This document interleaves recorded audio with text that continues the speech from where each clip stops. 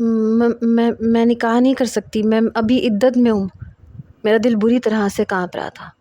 سامنے کھڑا شخص غصے کی انتہا پہ تھا۔ صرف نکاح کے بعد دی جانے والی طلاق کی کوئی عدت نہیں ہوتی۔ نکاح ابھی ہوگا اور جرگے کے سامنے ہوگا۔ میں اپنے قبیلے کی موت کے خون بہا پہ اس لڑکی کو ونی کے طور پہ نکاح کر کے رکھنا چاہتا ہوں۔ میری آنکھوں سے آنسو بہہ رہے تھے۔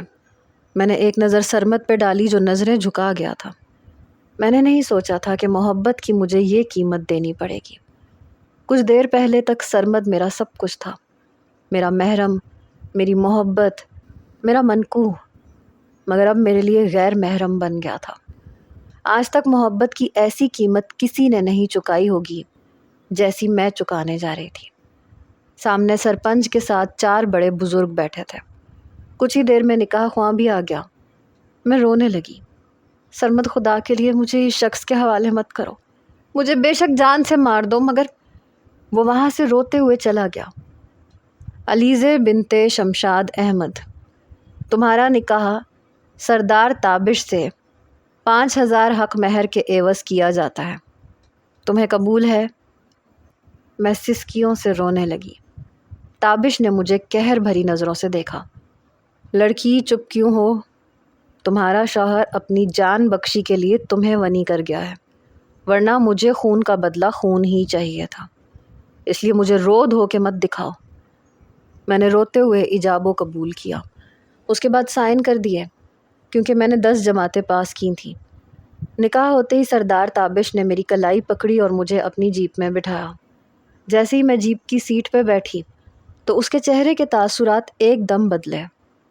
کہا تھا نا تم سے، 1 ہفتے میں تمہیں اپنے ساتھ اگر حویلی نہ لے کے گیا تو سردار تابش نام نہیں ہے میرا، اور جس محرم سے تم مجھے ڈرا رہی ہو وہ خود تمہیں سب کے سامنے چھوڑ کے جائے گا۔ اس کی بات سے میرے اندر آگ سی لگ گئی۔ میرا جی چاہا میں اس کا منہ نوچ لوں۔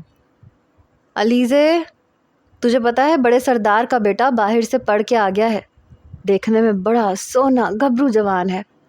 ہم سب لڑکیاں باغ میں جھولا جھول رہی تھیں جب میرے پیچھے مجھے جھولا جھلاتے ہوئے میری سہیلی نوشین نے مجھے اطلاع دی۔ میں نے کہا اچھا ہوگا گھبرو جوان، میرے سرمد سے زیادہ سونا پورے گاؤں میں کوئی نہیں ہے۔ سرمد میرے تایا کا بیٹا تھا۔ میرے والد کے انتقال کے بعد میرے نانا نانی میری والدہ کو اپنے ساتھ لے گئے، لیکن مجھے نہیں لے کے گئے تھے۔ کہتے تھے کہ ہم نے اپنی بیٹی کی شادی کرنی ہے اور یہ بچی ہماری بیٹی کی شادی میں رکاوٹ بنے گی۔ اس وقت تایا ابا اور تائی امی نے مجھے اپنے سینے سے لگایا تھا۔ تایا ابا کے 2 بیٹے تھے، بڑا سرمد تھا اور چھوٹا اشرف، اور میری عمر اشرف کے برابر ہی تھی، لیکن پھر بھی تائی اماں نے کبھی مجھے یہ محسوس نہیں ہونے دیا کہ میں ان کی سگی بیٹی نہیں ہوں۔ جب میں نے ہوش سنبھالی تو پتہ چلا کہ جسے میں امی امی کہتی تھی وہ میری تائی اماں تھی۔ بہرحال اپنی ہر ضرورت کے وقت مجھے سرمد یاد آتا تھا۔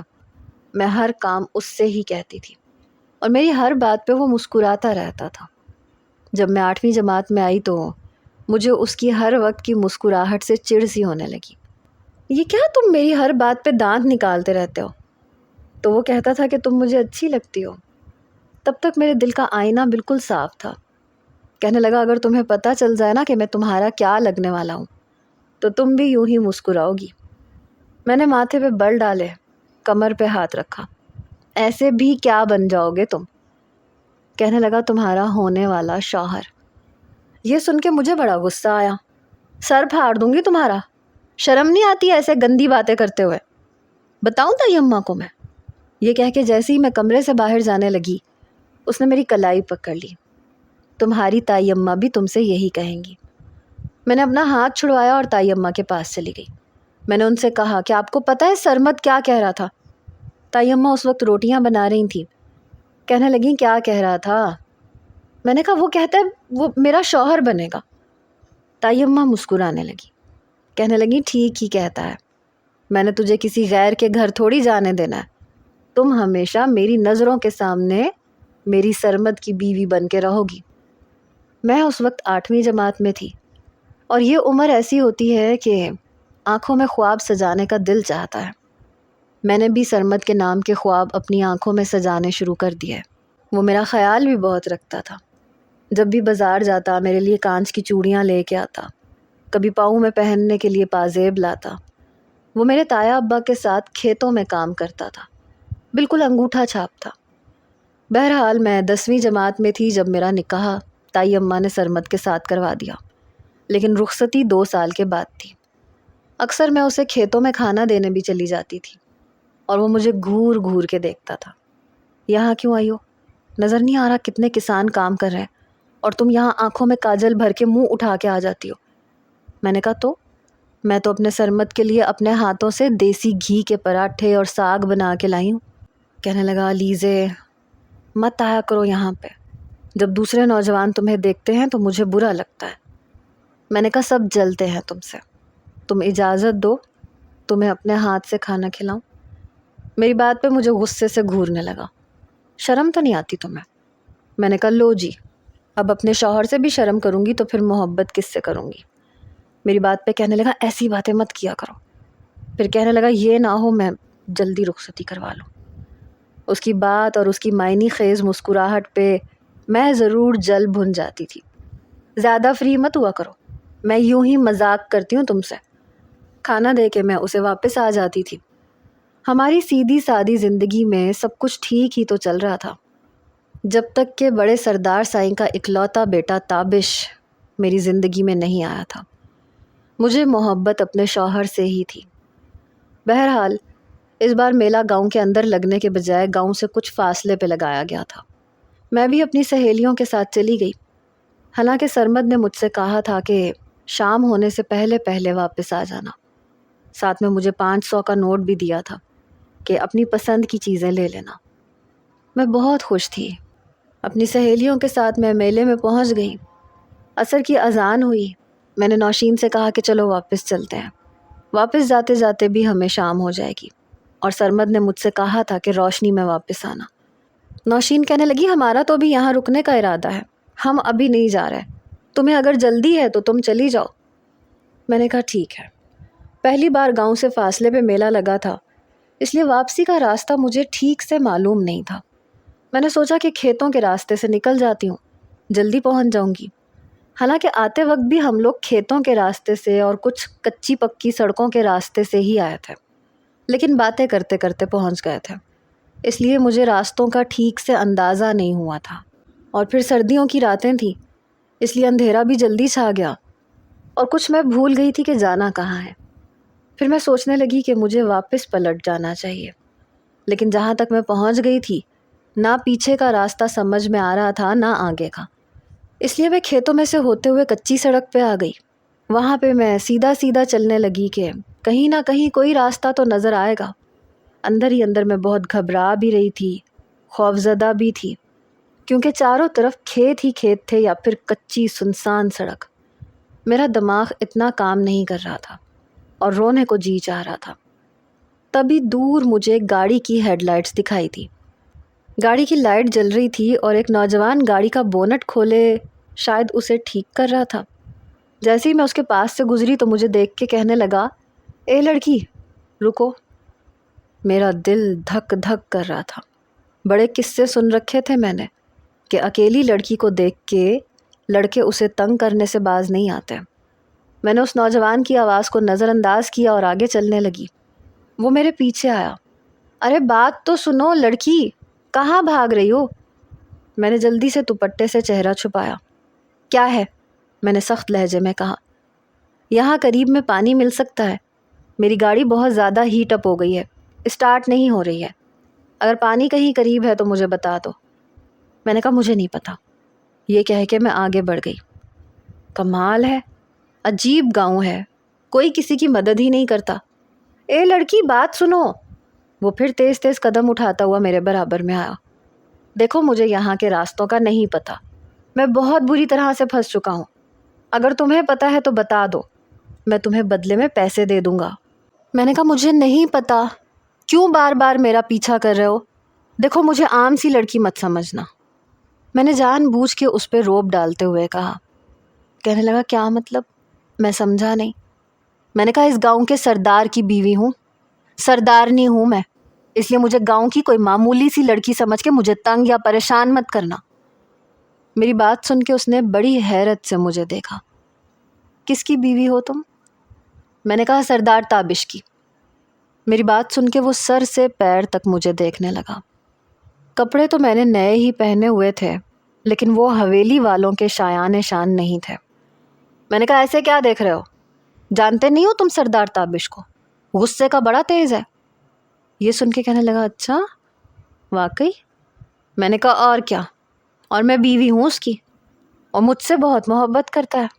کوئی بھی میلی آنکھ مجھ پہ ڈالی نا تو اس کی آنکھیں نکال دیتا ہے وہ۔ کہنے لگا اتنا ظالم ہے؟ میں نے کہا ہاں بہت ظالم ہے۔ خود سوچ لو، اگر میرا شوہر یہاں آ گیا نا تمہارے دانت اور آنکھیں دونوں پھوڑ کے رکھ دے گا۔ میری بات سن کے کہنے لگا مجھے تو لڑائی جھگڑوں سے بہت ڈر لگتا ہے، کیونکہ نہ تو میں ظالم ہوں اور نہ ہی بہادر۔ میں تو ایک عام سا شہری ہوں۔ ایک سردار کی بیوی کو چھیڑنے کا رسک میں کیسے لے سکتا ہوں؟ میں تو صرف یہ کہہ رہا تھا کہ اگر کہیں قریب میں پانی کا کوئی ٹیوب ویل یا کنواں ہے تو مجھے بتا دیں، میری پریشانی دور ہو جائے گی۔ میں نے کہا فی الحال تو مجھے نہیں پتا۔ یہ کہہ کے میں آگے بڑھ گئی۔ وہ پھر میرے پیچھے آیا، سردارنی جی خدا کے لیے رک جائے نا، بات تو سنے نا۔ میں رک گئی۔ اب کیا ہے؟ میں نے سنا ہے آپ کے گاؤں میں مہمانوں کی اور مسافروں کی بڑی قدر کی جاتی ہے، ان کا بڑا خیال رکھا جاتا ہے، اور آپ تو ویسے بھی اس گاؤں کے سردار کی بیوی ہیں، میری تھوڑی سی مدد کر دیں۔ پتہ نہیں کیوں بے ساختہ میرے منہ سے نکلا، میں تو خود میلے سے آ رہی ہوں، راستہ بھٹک گئی ہوں، مجھے نہیں سمجھ میں آ رہا جانا کہاں ہے، ورنہ میں تمہاری مدد ضرور کر دیتی۔ میری یہ بات سن کے کہنے لگا اچھا تو آپ بھی راستہ بھولی ہوئی ہیں۔ میں نے کہا تو اور کیا، اس اندھیرے میں سمجھ میں ہی نہیں آ رہی کہ کہاں سے جاؤں تو اپنا گاؤں شروع ہوگا۔ کہنے لگا اتنی بڑی سردارنی ہو، تمہیں اپنے گاؤں کا راستہ نہیں پتا، اور اپنے میاں کے بغیر کیوں آئی ہو؟ سردار صاحب کو ساتھ لے کے آتی نا۔ میں نے کہا فارغ نہیں ہے میرا شوہر، گاؤں کے 100 جھمیلے ہیں جو اس بیچارے کے کندھے پہ ہیں، کبھی کسی کی پنچایت نمٹانی ہوتی ہے، کبھی کسی کی۔ وہ تو مجھے شوق تھا کہ میں میلہ دیکھ لوں۔ یہ کہہ کے میں پھر سے آگے بڑھ گئی۔ وہ پھر میرے پیچھے آیا، سردارنی جی بات تو سنے نا، ایک تو آپ کو جانے کی بڑی جلدی ہے۔ میں یہ کہہ رہا تھا کہ آپ کے ساتھ کوئی کنیز، کوئی غلام کیوں نہیں ہے؟ کوئی گاڑی، کوئی ٹھاٹ باٹ؟ حویلی والوں کی خواتین منہ اٹھا کے اکیلی میلے میں چلی جائیں، یہ بات مجھے کچھ ہضم نہیں ہو رہی ہے۔ اس کی اس بات پہ اب میں کچھ گھبرائی تھی، لیکن میں فوراً سے سنبھل گئی۔ کیا مطلب ہے تمہارا؟ ارے جس کا شیر جوان شوہر ہو نا، اسے کیا ضرورت پڑی اپنے ساتھ ملازم اور کنیزوں کو رکھنے کی؟ گاؤں بھر میں کسی مرد کی اتنی ہمت نہیں ہے کہ کوئی سردار تابش کی بیوی کی طرف آنکھ اٹھا کے بھی دیکھے۔ کسی نے مرنا نہیں ہے مجھے چھیڑ کے یا تنگ کر کے۔ بڑا غصے والا ہے میرا شوہر۔ کہنے لگا اچھا چلے میں آپ کو آپ کی حویلی تک چھوڑ دیتا ہوں، کیونکہ مجھے راستہ پتہ ہے، بس وہ گاڑی خراب تھی، ہیٹ اپ ہو گئی تھی، اور پانی کی بوتل رکھنا میں بھول گیا تھا۔ اب یہ سن کے میں اور بھی زیادہ گھبرا گئی۔ مجھے وہ نوجوان اچھا خاصا چالاک لگ رہا تھا، شاید اسے شک ہو گیا تھا کہ میں سردارنی نہیں ہوں۔ میں نے کہا نہیں مجھے آپ کے ساتھ کہیں نہیں جانا، میں خود راستہ تلاش کر لوں گی، آپ جائیں جا کے اپنا کام کریں۔ یہ کہتے ہی میں کھیتوں میں اتر گئی اور تیز تیز قدم بڑھاتے ہوئے آگے نکل گئی۔ پیچھے پلٹ کے دیکھا تو وہ میرے پیچھے نہیں آ رہا تھا۔ میں نے شکر کا سانس لیا۔ کچھ ہی دور پیدل چلنے کے بعد مجھے راستہ سمجھ میں آ گیا تھا۔ میں دوڑتے ہوئے جب گھر پہنچی تو سرمد دروازے پہ ہی تھا اور بہت غصے میں تھا۔ کہنے لگا وقت دیکھا ہے تم نے؟ رات کا اندھیرا چھا گیا، کہاں گئی تھی تم؟ میں نے کہا راستہ بھول گئی تھی، تائی اماں تایا ابا سب پریشان تھے، کہاں میں تمہیں ڈھونڈ کے نہیں آیا، میلے تک گیا تھا میں۔ کافی پریشان لگ رہا تھا وہ۔ میں چارپائی پہ بیٹھ گئی۔ کہا تو ہے راستہ بھول گئی تھی۔ کچھ دیر کے بعد اشرف بھی اندر آ گیا۔ کہنے لگا بھابھی آپ کب آئیں؟ میں ابھی کھیتوں کا راستہ سارا دیکھ کے آیا ہوں۔ میں نے کہا مت پوچھو، بھٹک گئی تھی میں۔ سرمد کہنے لگا جب سہیلیوں کے ساتھ گئی تھی تو اکیلی واپس کیوں آئیں؟ تایا ابا بھی کہنے لگے بیٹا سہیلیوں کے ساتھ ہی آنا چاہیے تھا۔ میں نے کہا وہ کہہ رہی تھی کہ ہم لوگ دیر سے آئیں گی اور سرمد نے کہا تھا کہ روشنی روشنی میں واپس آ جانا۔ میں تو عصر کے بعد ہی نکل گئی تھی، اگر اس طرح سے راستہ نہ بھٹکتی تو جلدی پہنچ جاتی۔ سرمد کا یوں اپنے لیے فکر مند ہونا، پریشان ہونا مجھے بہت اچھا لگ رہا تھا۔ تائی اماں کہنے لگی اچھا چلو کوئی بات نہیں، ہو ہی جاتی ہے دیر سویر، کھانا لگاؤں تمہارے لیے؟ میں نے کہا ہاں تائی اماں بہت بھوک لگی ہے۔ میں نے ہاتھ دھوئے۔ سرمد ماتھے پہ بل ڈالے چارپائی پہ بیٹھا تھا۔ تائی اماں کہنے لگی جا بیٹا تو بھی ہاتھ منہ دھو لے، جب سے کھیتوں سے واپس آیا ہے پانی تک تو نے نہیں پیا۔ کہنے لگا اماں مجھے بھوک نہیں ہے، یہ کہہ کے وہ جانے لگا۔ میں نے اس کا ہاتھ پکڑ لیا۔ اندر کہاں جا رہے ہو؟ بھوک کیوں نہیں ہے؟ تو کھیتوں سے آتے ہی شور مچاتا ہے کہ جو کچھ بھی ہے جلدی سے کھانے کو رکھ دو۔ کھانا نہیں بھی پکا ہوتا تو پیاز کے ساتھ ہری مرچ کے ساتھ ہی کھا لیتا ہے۔ آج تیری اس بھوک کو کیا ہوا؟ میری طرف اس نے غصے سے دیکھا۔ اپنے آپ سے پوچھ لے علیزے، جواب مل جائے گا تجھے۔ میں نے کہا کسی اور سے کیوں پوچھوں، تو ہی بتا دے۔ میرے مسکرانے پہ اس کی گھوری اور تیز ہوئی۔ ہاتھ چھوڑ میرا، بہت غصے میں ہوں میں، پچھلے 2 گھنٹے سے تجھے ڈھونڈ رہا ہوں۔ آج کے بعد تو اپنی کسی سہیلی کے ساتھ میلے میں نہیں جائے گی۔ میں نے کہا اچھا نہیں جاتی، کھانا تو کھا لے، تو کھانا نہیں کھائے گا تو پھر میں بھی نہیں کھاؤں گی۔ میری بات پہ اس کے ماتھے کے بل کچھ سیدھے ہوئے، پھر نلکے سے اپنے ہاتھ دھونے لگا۔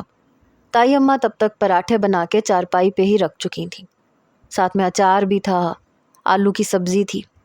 میں ساتھ ساتھ کھانا کھاتی رہی، ساتھ ساتھ اسے یہ بتاتی رہی کہ میں نے میلے میں کیا کیا کیا۔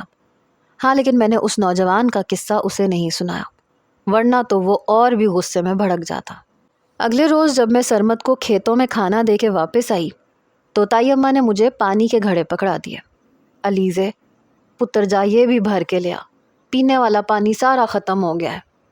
میں نے کہا تائی اماں پہلے بتاتی نا، نوشین وہاں گئی تھی تو میں بھی ساتھ ہی چلی جاتی۔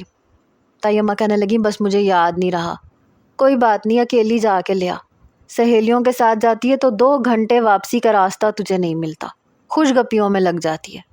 میں نے ایک مٹکا سر پہ رکھا، دوسرا کمر کی طرف سہارا دے کے پکڑا اور باہر نکل گئی۔ کنویں کے پاس پہنچی تو کوئی بھی لڑکی مجھے وہاں نظر نہیں آئی، سبھی جا چکی تھی۔ میں کنویں سے پانی بھرنے لگی، تبھی وہاں پہ سے اسی نوجوان کی گاڑی گزری۔ مجھے دیکھ کے اس نے بریک لگائی اور گاڑی کو پیچھے کیا، پھر گاڑی روک کے مجھے دیکھنے لگا۔ اپنا کالا چشمہ اتار کے غور سے مجھے دیکھا۔ میں جلدی سے اپنا رخ بدل گئی۔ کچھ دیر وہ اپنے چہرے پہ ہاتھ رکھ کے سوچتا رہا، پھر گاڑی سے نیچے اتر آیا۔ اسے دیکھ کے میرا دل بڑی زور زور سے دھک دھک کرنے لگا۔ جیسے ہی وہ میرے پاس آیا میں اپنا رخ پورا دوسری طرف کر چکی تھی۔ کہنے لگا بات سنے؟ میں نے رخ بدلے ہوئے ہی کہا جی کیا کام ہے؟ کہنے لگا ذرا ادھر تو دیکھیے گا۔ میرا دل بڑی زور سے دھڑکنے لگا۔ میں نے کہا آپ اپنا کام بتائیں۔ تبھی وہ میرے سامنے آیا۔ اس کے پاؤں دیکھ کے میں پھر سے اپنا رخ دوسری طرف بدل گئی۔ کہنے لگا محترمہ آپ شاید اس گاؤں کی سردارنی ہیں، اگر میں آپ کو غلط نہیں سمجھ رہا تو، کیونکہ میرا حافظہ بہت اچھا ہے اور میری نظر بھی بہت تیز ہے، ایک بار کسی کو دیکھ لوں تو پہچاننے میں غلطی نہیں کرتا۔ آپ وہی ہیں نا جو کچھ دن پہلے میلے میں آتے ہوئے راستہ بھول گئی تھی؟ میری گاڑی خراب تھی، کمینہ بڑا ہی تیز تھا۔ میں نے کہا ہاں وہی ہوں میں، آپ سے مطلب؟ کہنے لگا نہیں بس ایسے ہی گزر رہا تھا، آپ کو دیکھا تو گاڑی کو ایک دم بریک لگ گئی۔ میں نے سوچا کہ یار یہ میری آنکھوں کا دھوکہ ہے، لیکن پھر میں نے سوچا کہ نہیں شکل تو وہی ہے، آنکھیں بھی وہی ہیں، لڑکی 100% وہی ہے، لیکن یہ کنویں کے پاس کھڑی ہو کے پانی بھر رہی ہے، یہ بات مجھ سے ہضم نہیں ہو رہی تھی۔ ایک سردارنی جس کا سردار شوہر اپنی سردارنی کو دیکھنے والے کی آنکھیں نکال کے پھینک دے، ایسی طاقت رکھتا ہو، وہ اپنی بیوی کو کنویں میں پانی لینے کے لیے کیوں بھیجے گا؟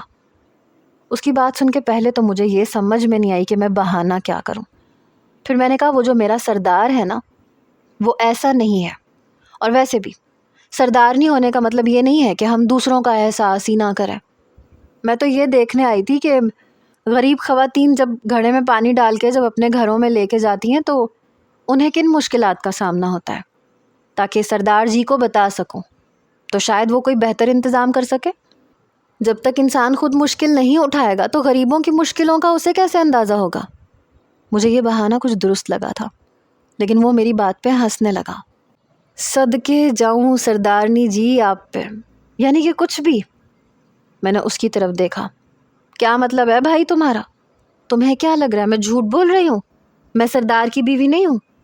بڑے اعتماد سے، فراٹے سے میں جھوٹ بول رہی تھی۔ کہنے لگا میری ایسی مجال، میں سردارنی جی کی شان میں گستاخی کروں؟ میں نے آپ کے شوہر کے ہاتھوں سے مرنا تھوڑی ہے۔ میں نے ایک مٹکا اپنے سر پہ رکھا، دوسرا اپنی کمر کی طرف رکھنے لگی تو اس نے جلدی سے مٹکا اٹھا کے مجھے پکڑایا۔ اگر آپ چاہیں تو میں آپ کے محل تک آپ کو چھوڑ آتا ہوں۔ میں نے کہا نہیں یہ میرے گھڑے نہیں ہے، وہ تو ایک غریب خاتون تھی، بوڑھی سی، بیچاری سے چلا نہیں جا رہا تھا۔ میں تو ایسے ہی گاؤں میں لوگوں کے مسئلے مسائل دیکھنے کے لیے نکلی تھی، تو پھر اس بوڑھی عورت کو دیکھ کے مجھے ترس آ گیا تھا۔ میں نے سوچا کہ چلو میں اس کے گھر تک پہنچایا آتی ہوں۔ کہنے لگا ایسی ہمدرد خاتون جس گاؤں میں ہو اس کا تو وقت بدل جائے۔ ویسے آپ میری اپنے شوہر سے ملاقات نہیں کروائیں گی؟ ارے میں ایسے خوش نصیب شخص کو اپنی آنکھوں سے دیکھنا چاہتا ہوں جس کی آپ شریک حیات ہیں۔ مجھے سمجھ میں نہیں آ رہا تھا میں اس شخص کو یہاں سے کون سا بہانہ بنا کے بھگاؤں۔ ایسے کریں آپ ابھی جائیں، سردار جی تو شہر گئے ہوئے ہیں، ہاں لیکن جب وہ آئیں گے تو میں آپ کی ملاقات ضرور کروا دوں گی۔ اس نے اپنا ہاتھ آگے بڑھایا۔ وعدہ کیجئے۔ میں نے کہا ایک گھڑا میرے سر پہ ہے، دوسرا میری کمر پہ ہے، وعدہ کیسے کروں؟ میرے دونوں ہاتھ مصروف ہیں۔ کہنے لگا میں نے تو سنا ہے سرداروں کی زبان ہی ان کا وعدہ ہوتی ہے، ایک بار جو بات کہہ دیتے ہیں وہ پتھر پہ لکیر ہوتا ہے، اور آپ نے تو پرورش ایسے ماحول میں پائی ہے، آپ زبان دے دیں گی تو میں سمجھ لوں گا کہ وعدہ پکا کر لیا۔ میں نے کہا ہاں سمجھ لو وعدہ ہو گیا، میں آپ کو سردار جی سے ضرور ملوا دوں گی۔ کہنے لگا ویسے آپ کا نام کیا ہے؟ میں نے پلٹ کے اسے غصے سے دیکھا۔ سردار جی کو پسند نہیں ہے کہ میں اپنا نام کسی کو بتاؤں۔ کہنے لگا پھر بھی میں وعدہ کرتا ہوں آپ کا نام کبھی کسی کو نہیں بتاؤں گا۔ میں نے کہا پھر بھی میں کیوں بتاؤں؟ یہ کہہ کے میں اپنے راستے پہ چل پڑی، لیکن وہ گاڑی کے ساتھ ٹیک لگائے مجھے دیکھتا رہا جب تک کہ میں کھیتوں کے راستے سے غائب نہیں ہو گئی۔ کچھ دن کے بعد تائی اماں کہنے لگی چل علیزے کڑھائی والی چادر پہن، حویلی جانا ہے۔ میں نے کہا حویلی کیوں جانا ہے اور میں کیوں جاؤں؟ کہنے لگی بڑی سردارنی کا تمہارے تایا کو فون آیا تھا، کہتی ہے کہ گھر میں بہت بڑی دعوت ہے، اس کا ولایتی بیٹا جو آیا ہوا ہے، حویلی میں بڑے بڑے لوگوں نے آنا ہے، اس لیے گاؤں کی کئی خواتین کو اور کئی لڑکیوں کو بلوایا ہے، نوشین بھی جا رہی ہے، سنا ہے کہ بہت سے مہمانوں نے آنا ہے، تو ان کو چائے پانی پیش کر دینا۔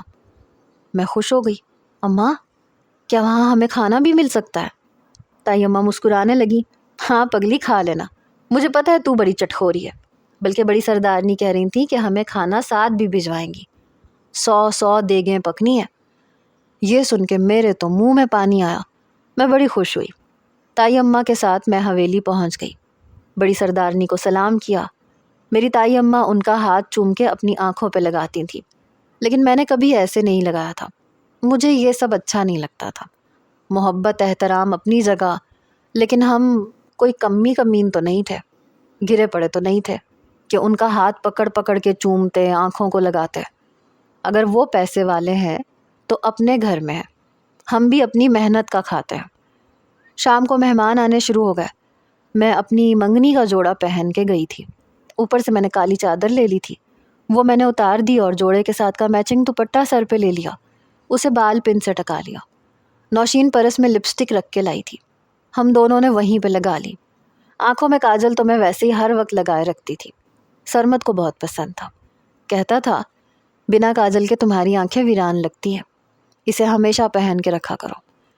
بہرحال ہم لوگوں کا کام باورچی خانے سے شربت پانی کی ٹرے کو اٹھا کے زنان خانے میں جمع شدہ خواتین کو دینا تھا، اور میں، نوشین اور میری باقی سہیلیاں یہی کام کر رہی تھیں۔ البتہ ہماری مائیں دیگوں کا کھانا باہر مردان خانے میں بھجوا رہی تھیں۔ تبھی تائی اماں کو ذرا سا چکر آ گیا تو وہ مجھے پکارنے لگی۔ میں ویسے بھی فٹافٹ سے اپنا کام نمٹا چکی تھی۔ میں نے کہا کیا ہوا تائی اماں؟ کہنے لگی بیٹا مجھے چکر آ رہا ہے، میں رشیدہ کے ساتھ واپس جا رہی ہوں، 2 گھنٹے تک یہ سارا رونق میلہ ختم ہو جائے گا، میں نا سرمد کو بھیج دوں گی، وہ تجھے آ کے لے جائے گا، تو ذرا یہ کھانا مردان خانے میں پہنچا دے، بس دروازے میں ہی کھڑی رہنا، اندر نہ جانا، ملازم تیرے ہاتھ سے ہی کھانا پکڑ کے اندر مردوں کو دیتا جائے گا۔ میں نے کہا ٹھیک ہے، آپ خالہ رشیدہ کے ساتھ چلی جائیں۔ تائی اماں کے جانے کے بعد میں دیگوں کے پاس کھڑی ہو گئی۔ وہاں بیٹھی خاتون نے بریانی کی ٹرے بھر کے مجھے پکڑائی۔ جب میں مردان خانے میں گئی تو وہاں کئی ملازم موجود تھے۔ میں نے اسے بریانی کی ٹرے پکڑا دی۔ ایسی میں نے 2-3 کھانے کی مختلف چیزیں اندر پکڑائی۔ ابھی میں قورمے کا بھرا ہوا باؤل لے کے جا رہی تھی جب کسی ملازم نے بڑے سردار کے بیٹے کو پکارا، تابش سردار، آپ کو بڑی بی بی بلا رہی ہیں۔ میری پوری کوشش تھی کہ میں اس نوجوان کے آنے سے پہلے قورمے کا باؤل ملازم کو پکڑا دوں، اس لیے تیز تیز قدم اٹھاتے ہوئے جیسے ہی میں مردان خانے کے قریب آئی، کوئی بڑی تیزی سے باہر آیا۔ اتفاق ایسا تھا کہ وہ بالکل میرے سامنے آ کے کھڑا ہو گیا، لیکن میں نے نظریں اٹھا کے اسے نہیں دیکھا۔ ظاہر سی بات ہے، ہمارے ہاں سرداروں کی طرف منہ اٹھا کے دیکھنے کی اجازت نہیں ہوتی تھی۔ میں جلدی سے پیچھے ہٹ گئی، اسے جگہ دے دی۔ جائیں سردار سائیں، میں نے با ادب لہجے میں کہا، لیکن اگلے ہی لمحے اس نے میرے ہاتھ سے قورمے کا باؤل پکڑ لیا۔ بے ساختہ میری نظر اس پہ اٹھی اور میرے ہوش اڑ کے رہ گئے، کیونکہ وہ وہی شخص تھا جو کہہ رہا تھا کہ وہ شہر سے آیا ہے۔ میں نے کہا آپ یہاں؟ تب تک وہ ملازم کو قورمے کا باؤل پکڑا چکا تھا اور اسے اشارہ کر کے اندر بھیج دیا۔ کہنے لگا آپ ہی نے تو بلایا تھا کہ آج حویلی میں بہت بڑا فنکشن ہے اور آپ مجھے اپنے میاں سے ملوائیں گی۔ کب سے تو میں آپ کو تلاش کر رہا تھا۔ ساتھ ساتھ مسکرا رہا تھا۔ میں تو بری طرح سے ڈر گئی، میں گھبرا گئی کہ کہیں میرا راز فاش نہ ہو جائے۔ میں نے تو صرف یوں ہی جھوٹ بول دیا تھا۔ سنسان راستہ تھا، وہ اجنبی شخص تھا۔ اگر میں یہ نہ کہتی کہ میں سردارنی ہوں تو شاید وہ مجھ سے بدتمیزی کرتا۔ کہنے لگا کیا سوچ رہی ہیں؟ ارے ملوائے نہ، بلکہ اندر ہی بیٹھے ہیں، میں بلاؤں انہیں؟ یہ کہہ کے جیسے ہی وہ اندر کی طرف جانے لگا، بے ساختہ میں نے اس کا ہاتھ پکڑ لیا۔ نہیں نہیں، خدا کے لیے رک جائیں۔ لیکن جب اس نے میری آنکھوں کی طرف دیکھا تو مجھے احساس ہوا کہ میں نے ایک اجنبی کا ہاتھ پکڑ لیا ہے۔ میں نے جلدی سے ہاتھ چھوڑ دیا۔ وہ مسکرانے لگا۔ کیا ہوا؟ کیا بہت ڈر لگتا ہے آپ کو سردار جی سے؟ وہ تو بڑے اچھے مزاج کے ہیں۔ میں نے کہا پھر بھی عزت اور غیرت کے معاملے میں ہر مرد کو برا لگتا ہے۔ میں آپ کا تعارف یوں کھلے عام اپنے شوہر سے نہیں کروا سکتی، انہیں برا لگے گا، وہ مجھ سے پوچھیں گے کہ میں کسی غیر مرد کو کیسے جانتی ہوں۔ آپ نے دیکھ لیا نا، بس کافی ہے، اب خدا کے لیے یہاں سے جائیں۔ اور میں نے تو آپ سے نہیں کہا تھا کہ آپ میرے شوہر سے ملنے کے لیے آج ہی تشریف لے کے آ جائیں۔ کہنے لگا اصل میں آپ نے نقشہ ہی ان کا کچھ ایسا کھینچا کہ میں بےتاب ہو گیا، بے جان سا ہو گیا، چین ہی نہیں آ رہا تھا۔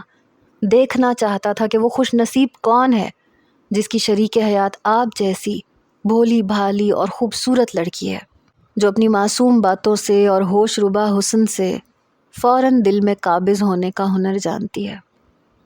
اس کی باتوں نے میرے رہے سہے اوسان بھی خطا کیے تھے۔ تبھی ایک ملازمہ وہاں آئی، کہنے لگی چھوٹے سردار، آپ کو بڑی سردارنی جی بلا رہی ہیں۔ یہ سن کے میں اپنا اگلا سانس لینا بھول گئی۔ کہنے لگا تم جاؤ، میں آتا ہوں۔ ملازمہ وہاں سے چلی گئی اور میرا جی چاہا کہ زمین پھٹے اور میں اس میں دفن ہو جاؤں۔ اس سے پہلے کہ میں وہاں سے کھسکتی، وہ میری کلائی پکڑ چکا تھا۔